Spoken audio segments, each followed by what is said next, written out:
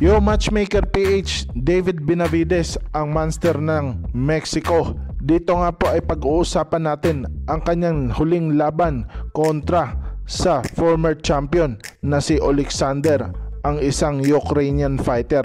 Dito nga po mga ka-matchmaker ay nanalo nga po si David Benavides via unanimous decision. Hindi man po napabagsak ang kalaban sapagkat matibay din ang Ukrainian at former champion. At dito nga po ay ginamit ng Ukrainian fighter ang pagiging magulang.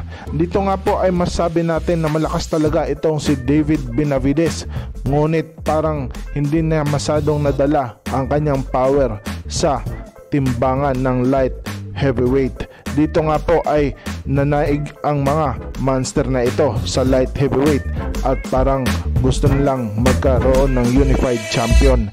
Dito nga po ay masabi natin na itong si Beterbiev, maalala natin na kinalaban nga po itong si Alexander para sa unification, Russia versus Ukraine, ngunit tumiklop ang Ukrainian. At dito nga po ay naging ganap na unified champion itong si Artur Beterbiev via knockout. Dito nga po ay hininto ng referee ang kanilang bakbakan sapagkat bugbog sarado nga po ang Ukrainian champion.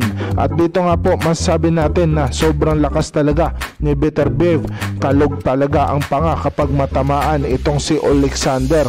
At dito nga po ay hinawi na lang si Beterbiev ng referee.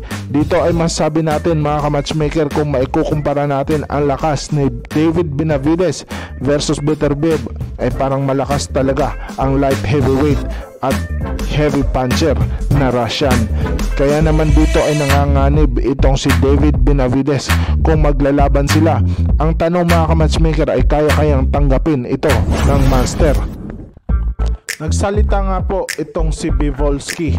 Dito nga po ay usap-usapan kasi ang kanilang naging sparring training ni David Benavides. At dito nga po ay binasag na ang katahimikan ni Bivol at sinabi nga po ay grabe nga po talaga ang kanilang sparring, medyo may intense at grabe talaga ang batuhan ng mga suntok. Sinabi ni Bivolsky na iba talaga pag sparring sapagkat sinusunod lang naman ang gusto ng coach.